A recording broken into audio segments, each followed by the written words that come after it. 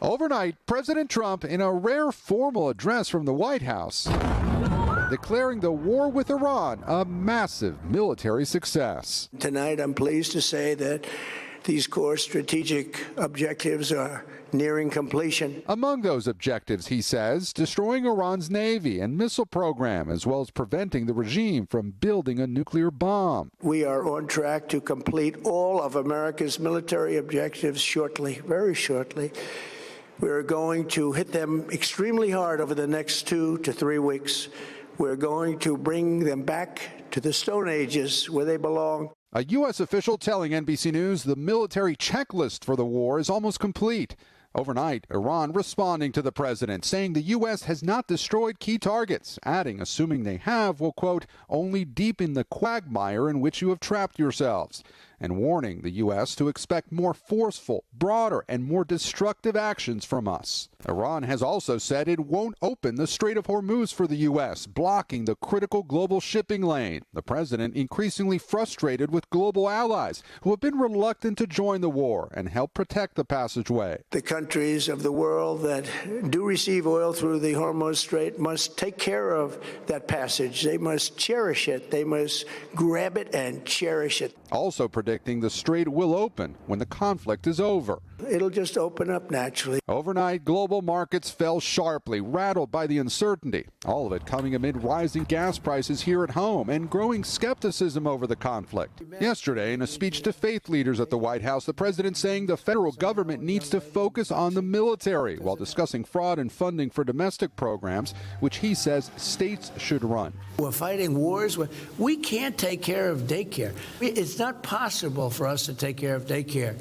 Medicaid, Medicare, all these individual things, they can do it on a state basis. You can't do it on a federal.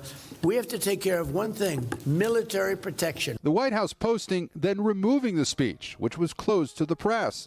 The remarks coming as the president is also pressuring Republicans to end the partial government shutdown. While TSA officers are now getting paid, easing those long airport lines. Overnight, GOP leaders in the House and Senate announcing a deal that would fund the Department of Homeland Security, except ICE and Customs and Border Protection, key sticking points where Democrats want reforms.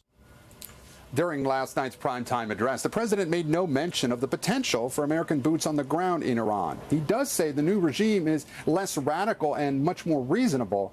But multiple Western officials, U.S. intelligence assessments, and regional analysts tell NBC News there is no indication that new leaders in Iran have made a break with the Islamic Republic's ideology. Laura and Craig. Gabe Gutierrez at the White House for us. Thank you, Gabe. Let's bring in Kristen Welker, moderator of Meet the Press. Kristen, always good to see you. So, yeah, I mean, the president made his case last night for the war, declared it a success. He's done that a number of times since the start of the war. What more can you tell us about the ultimate goal for that primetime address last night?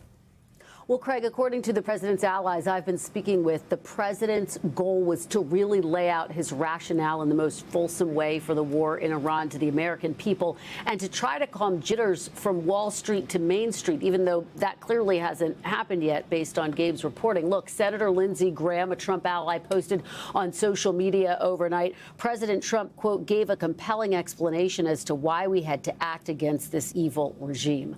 Look, while the president argued last night the war will end soon, he did leave a lot of critical questions unanswered, including what his strategy is for exiting, whether he plans to put troops on the ground, as Gabe said, and his critics say he didn't show empathy for the higher prices Americans are dealing with. In fact, former Republican Congresswoman Marjorie Taylor Greene said all she heard from the speech was, quote, war, war, war.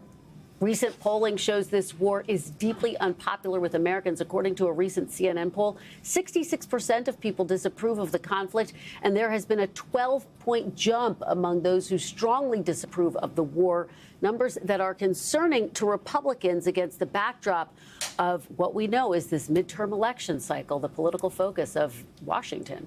Kristen, we have the war. We also have, obviously, this framework, potentially a framework for a deal to end the partial government shutdown. Democrats, Republicans have been at each other over this for months now. Who do you think bears the political cost at the end of the day?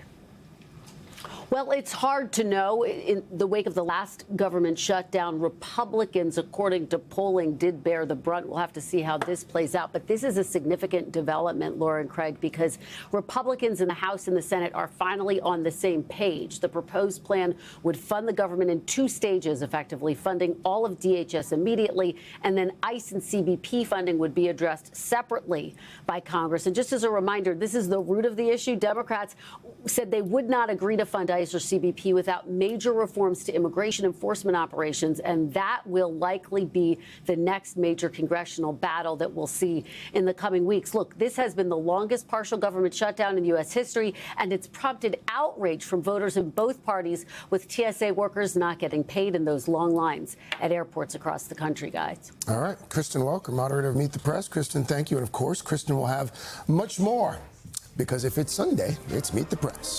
Hey, thanks for watching. And don't forget, you can catch the Today Show every morning on NBC, or take Today when you're on the go. Just follow the Today podcast on Apple Podcasts, Spotify, or wherever you listen.